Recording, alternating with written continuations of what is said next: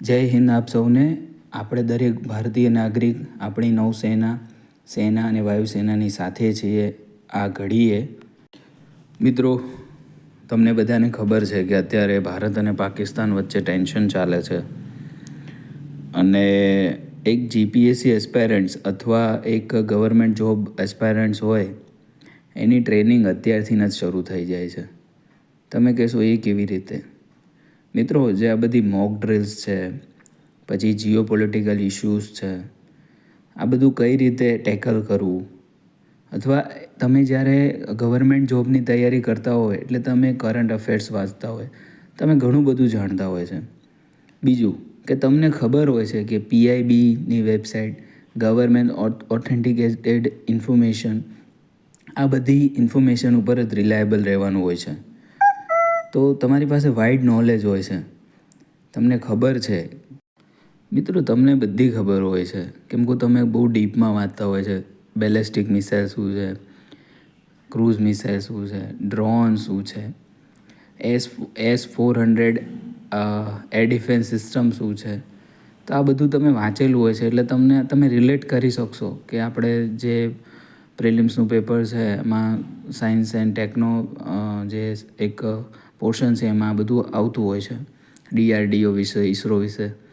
તો આપણને એમ એવું થાય કે આ જો પ્રેક્ટિકલ આપણને ખબર છે કે આ બધું શું છે. મિત્રો, આપણે ખાલી વાંચવાનું નથી કે ખાલી જીપીએસસી પાસ કરવા ખાતર નથી કરવાની. તમે જેટલું પણ વાંચો છો એ ક્યાં એપ્લાય થાય છે, તમારામાં એ ઓફિસર ટાઈપ ક્વોલિટી છે કે નહીં એ અત્યારથી ચેક થઈ જાય. તમને ખબર હોવી જોઈએ કે આ સ્ટ્રેટેજિક મૂવ્સ છે, આ રીતે આ કર્યું છે, એટલું એનાલિટિકલ માઇન્ડ તમારું હોવું જોઈએ. અને એ જો હશે ને તો ભવિષ્યમાં તમે જ્યારે ઓફિસર બનશો ને ત્યારે આપોઆપ તમારામાં એ વણાઈ ગયેલું હશે કેમ કે તમે એ મુદ્દાઓને અથવા એ ટૉપિકને એનાલિટિકલ વ્યૂ પર્સપેક્ટિવથી જોઈ શકો છો. એટલે મારું એવું માનવું છે કે જે જીપીએસસી એસ્પાયરન્ટ છે અથવા ગવર્મેન્ટ જોબના એસ્પાયરન્ટ છે એ બધાએ આ બધા મુદ્દાને ક્લોઝલી ઓબ્ઝર્વ કરવાના. ફ્યુચરમાં તમારે આ બધું કામ આવશે. અને થિયરિટિકલ નોલેજ કરતાં જે પ્રેક્ટિકલ નોલેજ તમે જુઓ છો, સાંભળો છો, એનાથી તમને વધારે નોલેજ મળે છે.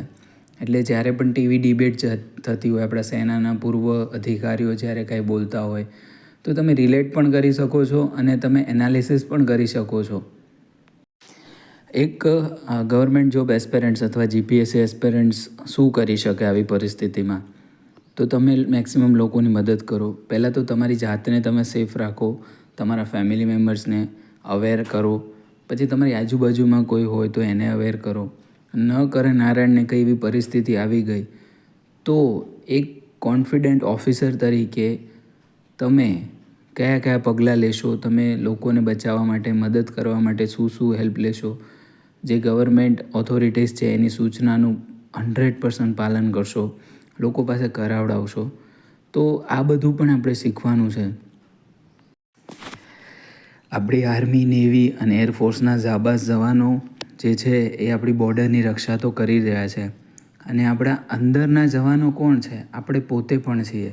આ સિવિલિયન્સ છીએ આપણે. સિવિલ ડિફેન્સ મિકેનિઝમ અત્યારે સરકાર આપણને મોક ડ્રિલ્સને એના થ્રુ સમજાવે છે. એટલે શું થાય કે મિનિમમ કોલેટરલ ડેમેજીસ થાય, કોઈ જાનહાનિ ના થાય, આપણે 100% ગવર્મેન્ટ સૂચનાઓનું પાલન કરીએ. એ જ આપણી મોટામાં મોટી જીત છે કે આપણો એક પણ ભારતીય નાગરિકને કોઈ પણ પ્રકારની ઈજા કે ખરોચ પણ ના આવે જો આપણે 100% સરકારની માર્ગદર્શિકાઓ હોય એનું પાલન કરીએ તો. તો આપ સૌને નમ્ર વિનંતી છે કે જે પણ અત્યારની સિચ્યુએશન હોય, તમે જ્યાં પણ હોય તમે સેફ રહો, તમારા આજુબાજુ અવેરનેસ ફેલાવો અને જે ગવર્મેન્ટ અધિકૃત માહિતી હોય એને શેર કરો, એને ફોલો કરવાનું સમજાવો લોકોને અને તમે પણ સેફ રહો. જય હિન્દ, વંદે માતરમ, ભારત માતાની જય.